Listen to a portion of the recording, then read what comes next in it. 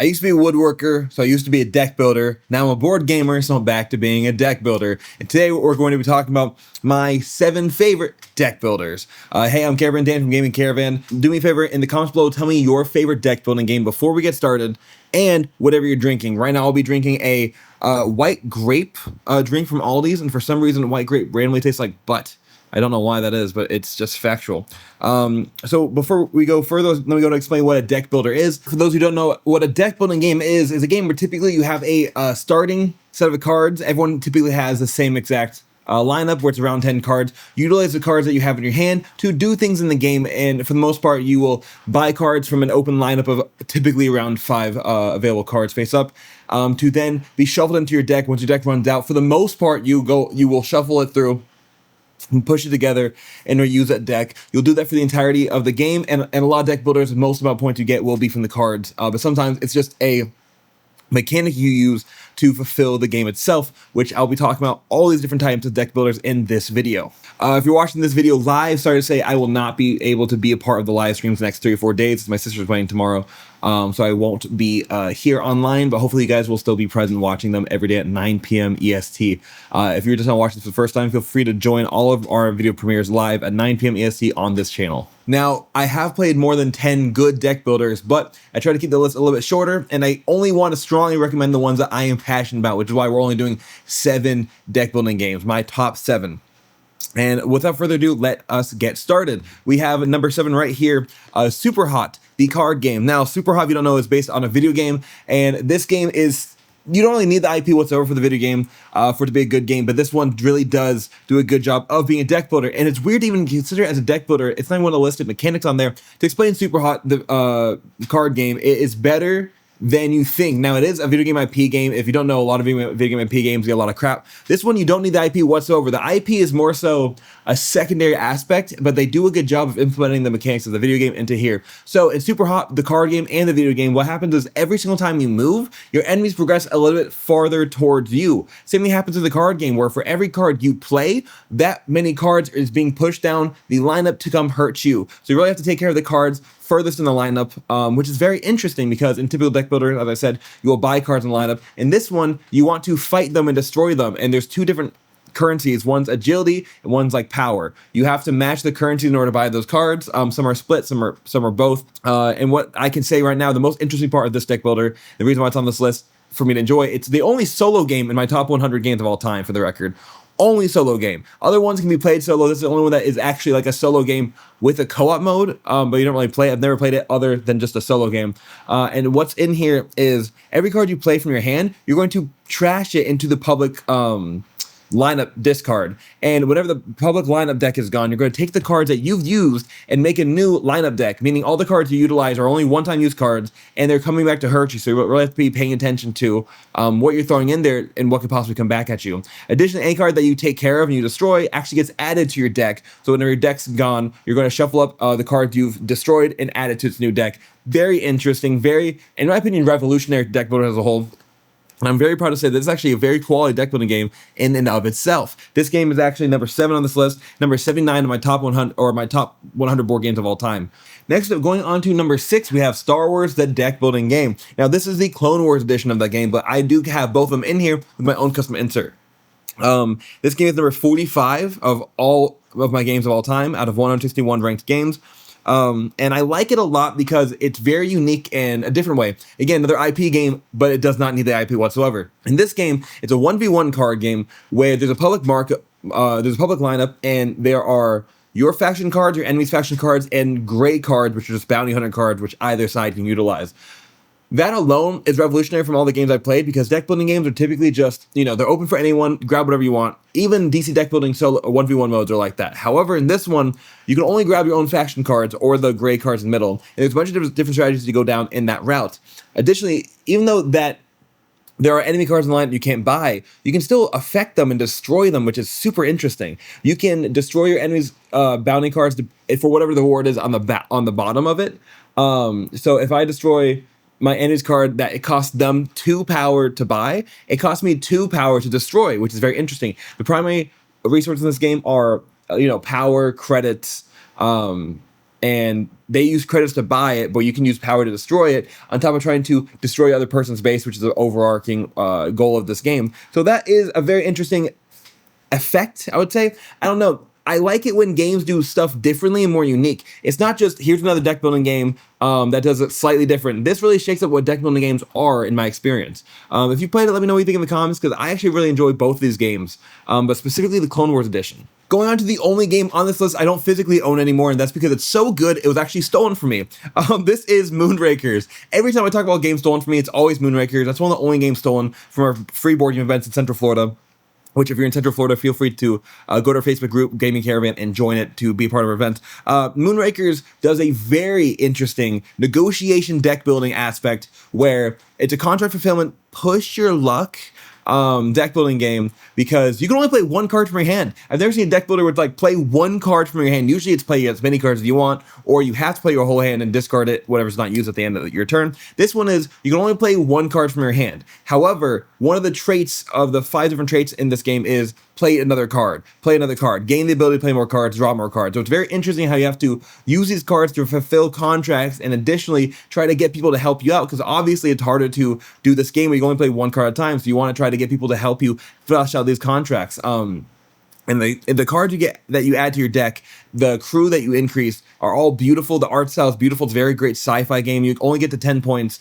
So you really stop negotiating with people after around like 6 or 7 points, just like Munchkin, where you stop helping people after 5 or 6 levels. But I think it's a very interesting way for Deck Builder to go, because it's really only play one card, so you need other people to help you, and you want to build a nice engine to where you don't need other people's help to win the game. Also, Moonrakers is ranked number 39 out of every game I've ranked, which is 162 games as of right now. Going up next, we have Tokyo Ghoul, the card game, another IP game. I don't want these games to be IP games. I really don't, because I like them without the IP. I'm a huge anime fan, if you guys don't know. What made me buy this game and what made me want this game is the fact it's an IP, but what makes me actually play this game again and again and showcase it has nothing to do with the IP whatsoever. It's because, as I said, in most deck builders, you have your hand of cards in your hand, and then you pull the cards from a deck, to play. And that's how typical deck builders go. You pull cards from your deck, put it in your hand, put it to your hand, play on the field, and then you just keep on doing that until you shuffle, you buy more cards, etc. This game takes it entirely differently, puts it on its head. This is an auto battler. You actually have your hand of lines, which is your private lineup. There's no public lineup in this game. You draw whatever lineup you want to have. So interesting. You have to buy cards from your hand to add into your discards. Now, additionally, some of the cards you buy are one-time use cards that have to happen instantaneously. The cards in your deck, what do you do with them, you ask? Great question. You will flip over 4 or 5 cards from your deck to act as your guardians in front of you. The people inside, the people that will actually score you points throughout the game, because every card you have that's an ally card, which is like a person card, at the start of your turn, will allow you to score a point. You take points by taking over different locations, because it's actually like an area control kind of combat game. You use your characters to fight other people's characters to then seize the control of their locations. If you get, I think, 3 locations first, you win. But additionally, you can keep on just like gaining points through staying alive. It's just a very interesting game, deck builder that flips the entire genre on its head again. I say with a lot of these, but if you don't notice, I like games that are not just a standard type of game. This is very interesting and very well done, because whenever you want, at the end of your turn, you will draw up cards from whatever faction you want, and the different factions in the game are listed with the different effects. It's like if you want cards that are great at defense, go to this location. If you want cards that are great at combat, go to this location. If you want a great one-shot cards, go to this location. So you actually have some control, but it is a little bit push your luck, because you don't know what exact cards you're getting. It's more so you get the ability to buy those cards. And again, huge fan of this. Great deck building game, but it is best at more than 2 people, but still a good 2-player game. I'll say that right now. This game is ranked number 36 out of 162 games of all time. I keep saying of all time, I don't know why. I've ranked 162 games. Good and bad. This is number 36. There we go. These next games are so good. All of them in my top 15. Next up, we're going to number 12. Holy crap, hard to do with one hand. DC deck building game. This is heavy. It only has like 3 expansions in here. DC the deck building game is ranked number 12 out of 162 games of all time. Stop saying of all time. Now DC deck building is the most standard deck building game we have in this list, and which is funny because it has the least some of the least unique features on this list, but it's ranked so high. And the reason for that is not the IP. It's not the IP whatsoever. Yes, these are all IP games basically, but this is not because of the IP. DC Deck Building does a great job of having so many different routes to go down to win, and it has so many different modes to play through. If you play DC Deck Building Injustice, it's now a PvP game where you all punch each other in the face, knock each other out, and give each other negative effects, and you have an HP track bar, which is a completely different form of deck building game. If you do DC Deck Building Dark Knights, you actually have to, you actually gain an army of superheroes, which is not in normal DC deck building games.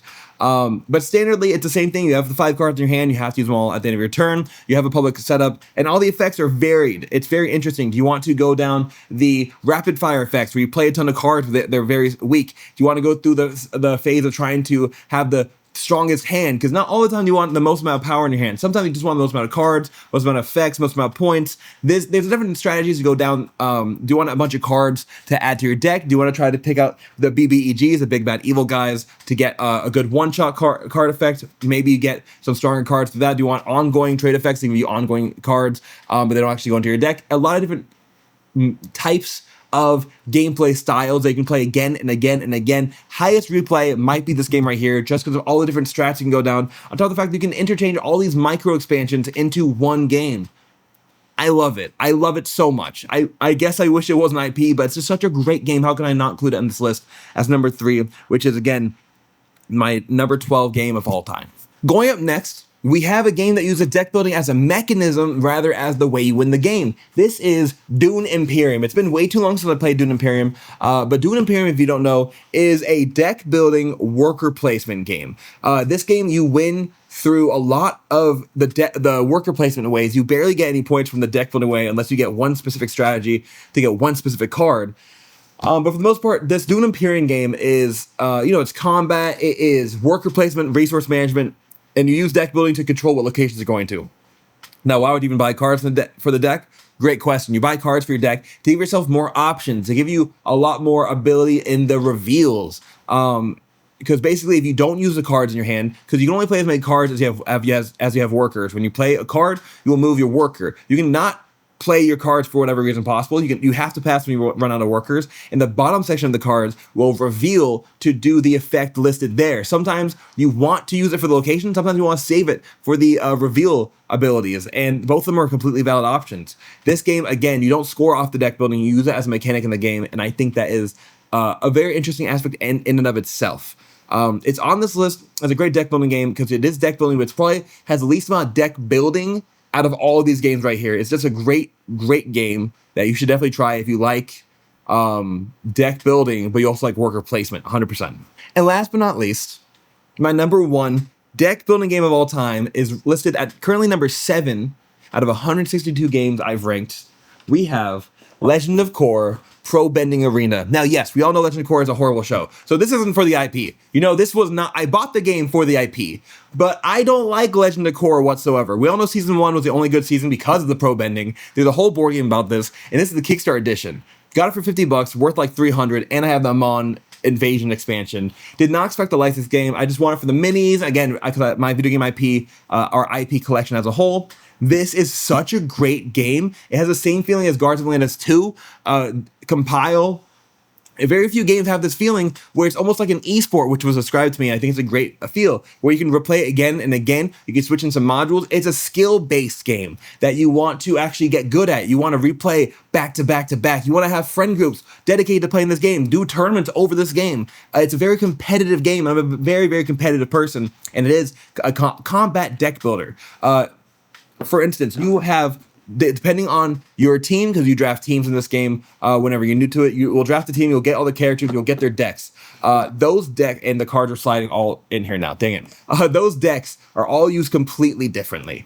You have starting cards. I believe you have like 3 cards per person. You shove them all together, and they're long cards too, which is pretty nice. There's like no art on it. It's just all the iconography, but I don't mind that whatsoever. When you buy a card in this one, it's your own private lineup because each character has their own lineup available basically.